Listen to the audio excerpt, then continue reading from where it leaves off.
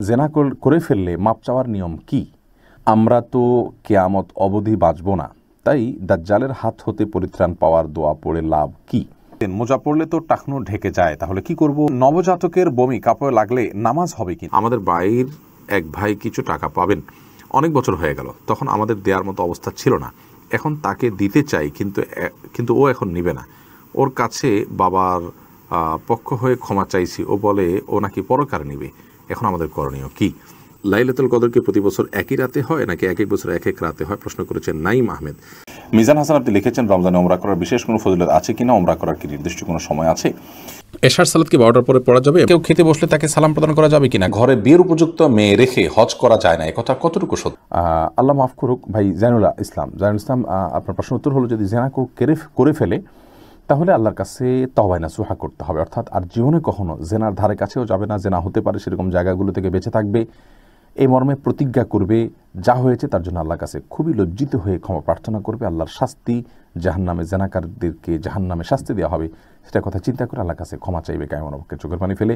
ইনশাআল্লাহ ভবিষ্যতে আর না করার ব্যাপারে যদি প্রতিজ্ঞাবদ্ধ থাকে এবং জেনার সমস্ত উপলক্ষ এবং মাধ্যম, যেগুলো মাধ্যমে জেনা পর্যন্ত চলে যেতে হয়, সেগুলো থেকেও যদি নিজেকে দূরে সরিয়ে রাখার জন্য সংকল্প করে, ইনশাআল্লাহ আল্লাহ তাআলা অবশ্যই তাকে মাফ করে দিবেন।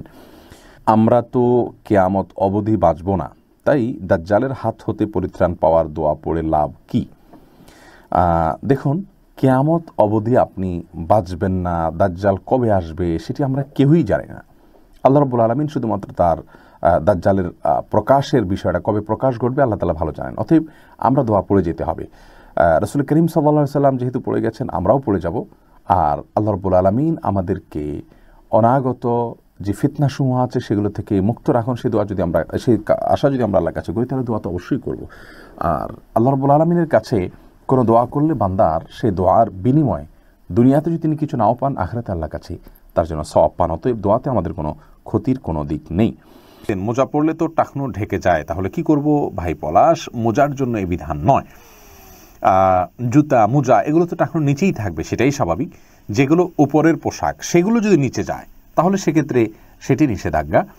আর যেটি নিচেরই পোশাক, মূলত টাকনোর নিচের অংশ ঢাকার জন্যই মোজা, যার কারণে সেটি নিষিদ্ধ নয়। আর এই জন্য রাসূল আকরাম সাল্লাল্লাহু আলাইহি ওয়াসাল্লাম হাদিসে লুঙ্গি এবং এ জাতীয় শব্দ, চাদর, এই সমস্ত শব্দগুলো আসছে, কারণ এগুলো উপরের পোশাক, মূলত নিচের পোশাক নয়। উপরের পোশাকটা নিচে চলে গেলে সেটি দূষণীয়, আর যেটা পোশাকটাই নিচের, সেটা নিচে রাখলে কোনো অসুবিধা নেই। নবজাতকের বমি কাপড়ে লাগলে নামাজ হবে কিনা? দেখুন, বমি নাপাক, সেটা নবজাতক হোক অথবা প্রাপ্তবয়স্ক কেউ হোক, সবার বমি নাপাক, যার কারণে এটি লাগলে নাপাক হয়ে যাবে। আমাদের বাইর এক ভাই কিছু টাকা পাবেন, অনেক বছর হয়ে গেল, তখন আমাদের দেওয়ার মতো অবস্থা ছিল না। এখন তাকে দিতে চাই, কিন্তু ও এখন নিবে না। ওর কাছে বাবার পক্ষ হয়ে ক্ষমা চাইছি, ও বলে ও নাকি পরকারে নিবে। এখন আমাদের করণীয় কি? দেখুন, আল্লাহ মাফ করুন, এটা তো খুবই ভয়ঙ্কর কথা। নবী করিম সাল্লাল্লাহু আলাইহি ওয়াসাল্লাম বলেছেন, সেদিন আসার আগে আগে তোমরা নিজেদের মধ্যকার বিষয়গুলোকে, অর্থাৎ পাওনা দেনাগুলোকে চুকিয়ে নাও, যেদিন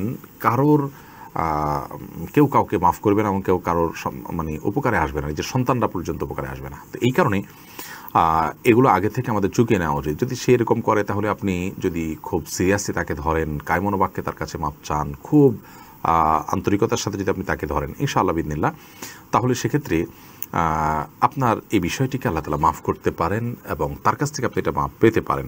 যদি কোনোভাবে তিনি আপনাকে মাফ করবেন না এমনটি আপনি জানেন, তাহলে সেক্ষেত্রে কৌশলে তার সম্পদের মধ্যে আপনি ঢুকিয়ে দিতে পারেন। ফর এক্সাম্পল, তার অ্যাকাউন্টে ঢুকিয়ে দিলেন বা কোনোভাবে তার সম্পদে আপনি এটা অ্যাড করে দিলেন, তাতেও আপনি দায়মুক্ত হবেন ইনশাআল্লাহ তাআলা। লাইলাতুল কদরকে প্রতি বছর একই রাতে হয় নাকি এক এক বছর এক এক রাতে হয়, প্রশ্ন করেছেন নাইম আহমেদ। লাইলাতুল কদর কোন রাতে হয় আমরা কেউ জানি না, তাহলে কীভাবে বলবো যে নির্দিষ্ট এক রাতে নির্দিষ্ট যে নয় এটুকু নিশ্চিত, কারণ নবী করিম সাল্লাল্লাহু আলাইহি ওয়াসাল্লাম শেষ দশকের বেজর রাতগুলোতে আমাদেরকে করতে বলেছেন। অতএব শেষ নির্দিষ্ট কোনো একটা রাতে যদি আমরা জানতাম, তাহলে তার সেক্ষেত্রে আমাদের লাইলাতুল কদর তালাশ করা লাগতো না। বাকি সারা বছর প্রতি বছরই একটা বিশেষ রাতে আল্লাহ তাআলা দিয়ে থাকেন, সেটা ফিক্স। যেরকম যদি হয়ে থাকে তাহলে ফিক্স হলো, সেটা আল্লাহর ইলমে আছে, আমাদের জানা নেই। মিজান হাসান আপনি লিখেছেন, রমজানে ওমরা করার বিশেষ কোনো ফজিলত আছে কিনা, ওমরা করার কি নির্দিষ্ট কোনো সময় আছে? রমজান ওমরা করার ফজিলত রয়েছে। নবী করিম সাল্লাল্লাহু আলাইহি ওয়াসাল্লাম থেকে হাদিস বর্ণিত হয়েছে, উমরাতুন ফি রমাদান তা'দিলু হাজ্জাতাম মাই, অর্থাৎ রমাদান মাসে কেউ যদি ওমরা করে তাহলে তার মর্যাদা হলো সে আমার সাথে হজের যে সওয়াব নবী করিম সাল্লাল্লাহু আলাইহি ওয়াসাল্লাম বলছেন তার সাথে হজ করলে যে সওয়াব হতো সেরকম সওয়াবের ভাগীদার হবেন রমাদান মাসে কি ওমরা করলে। তবে এই ওমরার কোনো নির্দিষ্ট সময়সীমা নেই। রমাদানের প্রথম দিন থেকে নিয়ে একেবারে শেষ দিন পর্যন্ত যে কোনো সময় ওমরা করলে ইনশাআল্লাহ বিইذনিল্লাহ এই সওয়াবের ভাগীদার হওয়া যাবে। এশার সালাত কি 12টার পরে পড়া যাবে? এশার সালাত মধ্যরাতের পরে পড়লেও আদায় হয়ে যাবে, কিন্তু সেটা মাকরুহ হবে, অপছন্দনীয় কাজ হবে এবং অন্যায় কাজ হবে। আপনি মধ্যরাতের আগে আগে এশার সালাত পড়ে ফেলা উচিত। কোনো কারণে দেরি হলো, মধ্যরাতের পরে পড়লে আদায় হয়ে যাবে, কিন্তু ফজরের আজানের আগে আগে আপনাকে পড়ে শেষ করতে হবে। ফজরের যে ওয়াক্ত হয়ে থাকে তার আগ পর্যন্ত পড়লে এশার সালাত হয়ে যাবে, কিন্তু এত বিলম্ব করাটা অনুচিত এবং একটা মাকরুহ বা ছোট পাপ বলতে পারি।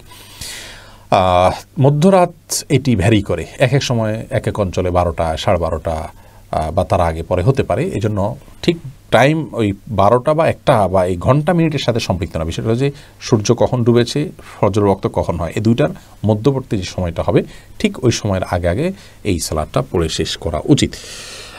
এই হলো বিষয়। এরপরে কাজী এম ইসলাম জানতে চেয়েছেন, আমার অনেক প্রশ্ন অ্যান্সার দিতে পারবেন? আমি ইন্ডিয়ান। ভাই কাজী এম ইসলাম, দুঃখিত আপনি তো কোনো প্রশ্ন করেননি, প্রশ্ন করলে আমরা এখনই হয়তো অ্যান্সার দিয়ে দিতে ফেলতাম। ইন্ডিয়ান হন আর যে দেশেই হন, আমরা সমস্ত ভাইদের প্রশ্ন উত্তর দেওয়ার চেষ্টা করি বাংলা ভাষাভাষী পৃথিবীর যে প্রান্তেই আছেন। অতএব আপনাদেরকে আরও বেশি আমরা প্রায়োরিটি দেব ইনশাআল্লাহ। আপনারা এমন একটা জায়গা আছেন যেখানে দিন শেখা, দিন সম্পর্কে জানা আপনাদের জন্য অনেক বেশি চ্যালেঞ্জিং বাংলাদেশের তুলনায়। কেউ খেতে বসলে তাকে সালাম প্রদান করা যাবে কিনা? খাওয়া অবস্থায় সালাম দেওয়া যাবে, সালাম নেওয়াও যাবে, কোনো অসুবিধা নেই। আকিব জাবেদ আপনি লিখেছেন, আমি এই রমজানের আগের রমজান অর্থাৎ 2020 থেকে আপনার কথা শুনছি, তখন থেকে আপনার সব লাইভ দেখার চেষ্টা করি, মিস করলে সেটা পরে শুনি এবং আগের মিস করাগুলোর মধ্যে অনেকগুলো খুঁজে খুঁজে ডাউনলোড করে শুনি। আনা হিব্বুকা ফিল্লাহ। ভাই আকিব জাবেদ, আল্লাহ তাআলা আপনাকে ভালোবাসুন, যে আল্লাহর জন্য আপনি আমাদেরকে ভালোবেসেছেন। আমাদের জন্য দোয়া করবেন, আল্লাহর জন্য আমাদেরকে আরও শুদ্ধতার সাথে, আরও সুন্দরভাবে, আরও দায়িত্বশীলতার সাথে এই কাজটাকে সামনে অগ্রসর করে নিয়ে যাওয়ার তৌফিক দান করেন। শেখ সোহেল আহমদ আপনি লিখেছেন, আনন্দের জন্য ভ্রমণ করা কোনো গুনাহের কাজ করা ছাড়া জায়েজ আছে কিনা? জায়েজ আছে, কোনো অসুবিধা নেই। নবী করিম সাল্লাল্লাহু আলাইহি ওয়াসাল্লামের বিভিন্ন হাদিস থেকে সফরের ব্যাপারে আমরা অনুমোদন পাই। কোরআনে কারীম আল্লাহ বলেছেন বিভিন্ন আয়াতের মধ্যে, তোমরা ভূমণ্ডলে সফর করে দেখো। তো এগুলোতে মৌলিকভাবে কোনো অসুবিধা নেই। আর তাছাড়া কোরআন এবং হাদিস কোনো কাজ করতে আমাদেরকে যদি নিষেধ না করে, নিষিদ্ধের আওতায় যদি না পড়ে, তাহলে আল আস্তফিল আশিয়াল ইবাহা, সেই মূলনীতির আলোকে আপনার যে কোনো বস্তু শরীয়তে আমাদের জন্য নিষিদ্ধ না হলে সেটি আমরা করতে পারি। সেই হিসাবে ইনশাআল্লাহ বিদিনা আনন্দের জন্য ভ্রমণ করা জায়েজ আছে। তবে উদ্দেশ্য যদি আল্লাহর কুদরত দেখা, আল্লাহর সৃষ্টি দেখা, সেখান থেকে শিক্ষা গ্রহণ করা, তাহলে আপনি অতিরিক্ত সওয়াব পেয়ে যাবেন। ইসরাফিল হোসেন জানতেছেন, পাত্রী আর নিজের মায়ের নাম এক হলে কি সেই পাত্রীকে বিয়ে করা যাবে? কোনো অসুবিধা নেই এতে। ওসমান গনি জানতে চেয়েছেন, মেয়ের মাথায় লম্বা চুল থাকা হিজাব পরার পরও চুল বের হয়ে থাকলে কি নামাজ হবে? মেয়ের মাথায় যদি লম্বা চুল থাকে, হিজাব পরার পরও যদি চুল বের হয়ে থাকে, তাহলে নামাজ হবে না, কারণ পুরো চুল আপনাকে ঢাকতে হবে এবং প্রয়োজনে সেই চুল আপনি বেঁধে খোপা করে নেবেন। কারণ সালাতের মধ্যে আমাদের যে শরীরের অংশগুলো ঢাকতে হবে, তার মধ্যে থেকে এই খোপার অংশটাও অর্থাৎ চুলের অংশটাও গুরুত্বপূর্ণ একটি অংশ, যেটি আমাদেরকে ঢাকতে হবে। যার কারণে আমাদেরকে এই বিষয়টি খেয়াল রাখতে হবে। ঘরে বিয়ের উপযুক্ত মেয়ে রেখে হজ করা যায় না, একথা কতটুকু সত্য? এ বিষয়ে একটা ভিডিও আমাদের পেজে গেছে, চ্যানেলে গেছে গত 2-3 দিনের মধ্যে। দেখুন, এটি সম্পূর্ণ মন করা কথাবার্তা।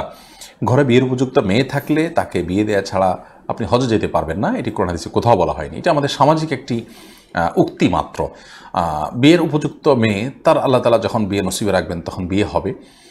বাবা হজে চলে গেলে তার বিয়ে আর হবে না, অথবা আপনার হজে গিয়ে টাকা পয়সা খরচ করলে বিয়ে দেওয়ার টাকা পয়সা থাকবে না। ব্যাপারগুলো আসলে এভাবে দেখার কোনো সুযোগ নেই। বরং বিয়ের জন্য চেষ্টা করবেন বাবা, সেটা তার কর্তব্যের অংশ। আবার হজ করবেন, সেটাও তার কর্তব্যের অংশ। হজ এটার সাথে অর্থ এবং শ্রমের সম্পর্ক, বিয়ের সাথে আপনার অর্থের সম্পর্ক কিছুটা থাকলেও আমাদের সামাজিক বাস্তবতায় মূলত তাকদীরের সম্পর্ক। অতএব কখন তার নসিবে আছে, কোন জায়গায় ব্যাটে বলে হবে, সেটা আল্লাহ ভালো জানেন। সেজন্য হজের মতো ফরজ ইবাদতকে বিলম্ব করা উচিত নয়। নবী করিম সাল্লাল্লাহু আলাইহি ওয়াসাল্লাম বলেছেন, হজ ফরজ হওয়ার পরে তোমাদের কেউ যেন হজ আদায় করতে বিলম্ব না করে, কারণ সে জানে না তার জন্য কি অপেক্ষা করছে, কোনো সমস্যা, কোনো দুর্ঘটনা ঘটে কি না সে জানে না। এই জন্য দ্রুততার সাথে সে হজ করে। বিধায় এই যুক্তিতে হজকে বিলম্ব করা উচিত নয়।